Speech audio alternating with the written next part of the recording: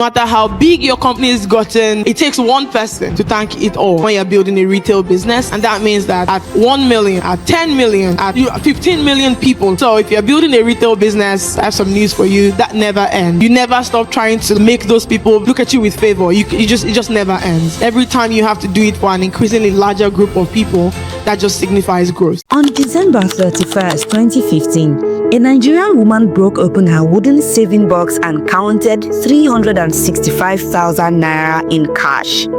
That was about $900 she'd saved by dropping 1,000 naira into the box every single day for a whole year.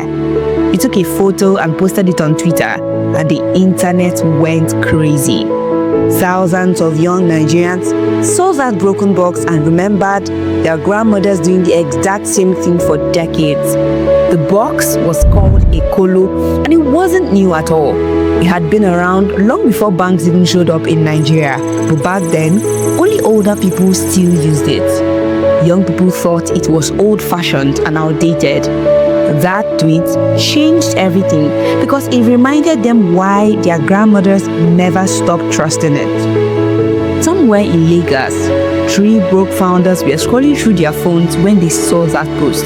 One of them, Joshua Chibueze, sent a message to his partners that would start a revolution. It's only natural to think about an online solution for this piggy bank idea. Welcome to AfriwealthWise. We're here to tell you about Africans who looked at what everyone accepted as normal and decided to tear it down and build something better.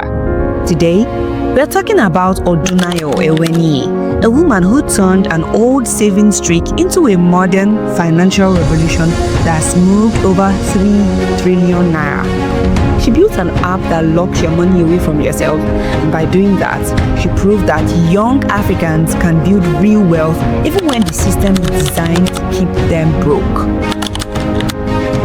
Those 3 founders, Odunayo Eweniyi, Soto Ifezwe, and Joshua Chibueze, were drowning when they saw that tweet. Their first startup, Push CV, was a job placement platform they launched fresh out of university in 2013, and it had just collapsed completely. In December 2015, they'd done the hardest thing any entrepreneur ever faces, and that was firing people they'd hired with so much hope.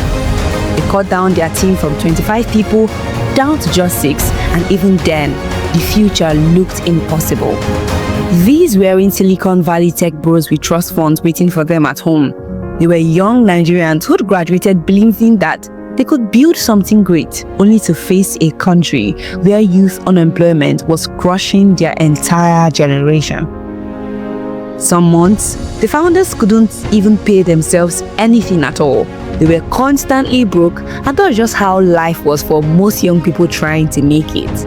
Yet, something about that kolo tweet wouldn't leave them alone, and here's why it mattered so much. Nigeria doesn't work like Western countries do. You can't swipe a card today and pay for it later. Want to rent an apartment? You have to pay 1 full year upfront in cash. Want to buy a car? That's cash too. School fees for your kids? Cash. Everything in Nigeria forces you to save money whether you like it or not. But the problem was that Nigerian banks treated young people as if they didn't exist. Banks charged high minimum balances that most young people couldn't afford. They hit customers with hidden fees for everything. They paid 0 interest on savings.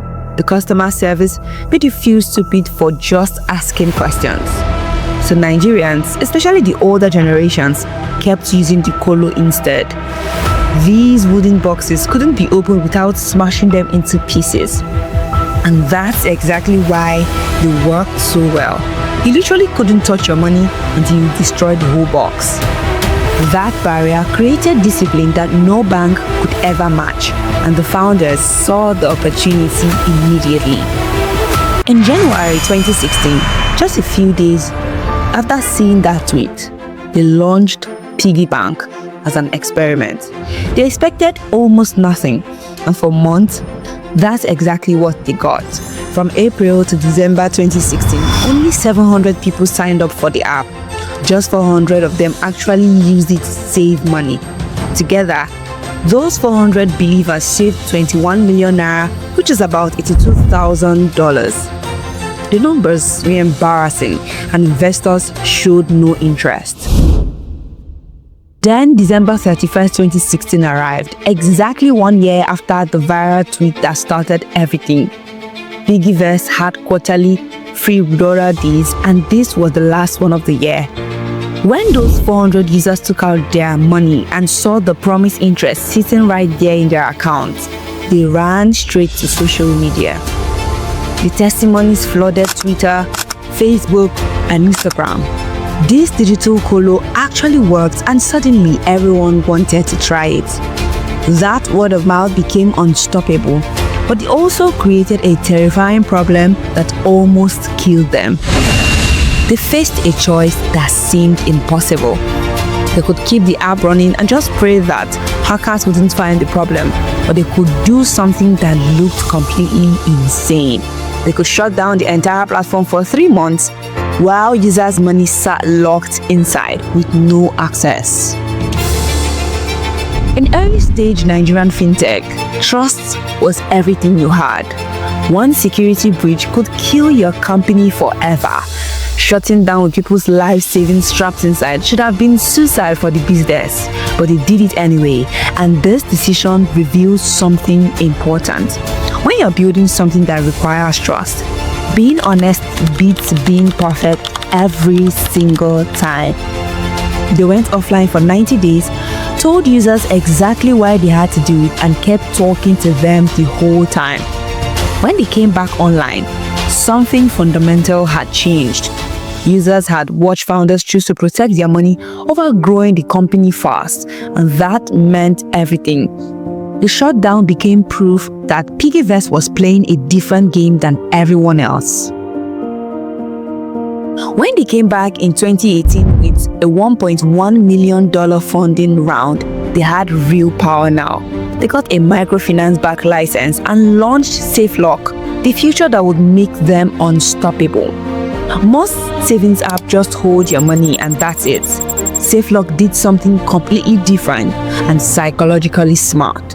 It locked your money away for anywhere from 10 to 1,000 days, paid you interest right away, and refused to unlock it for any reasons.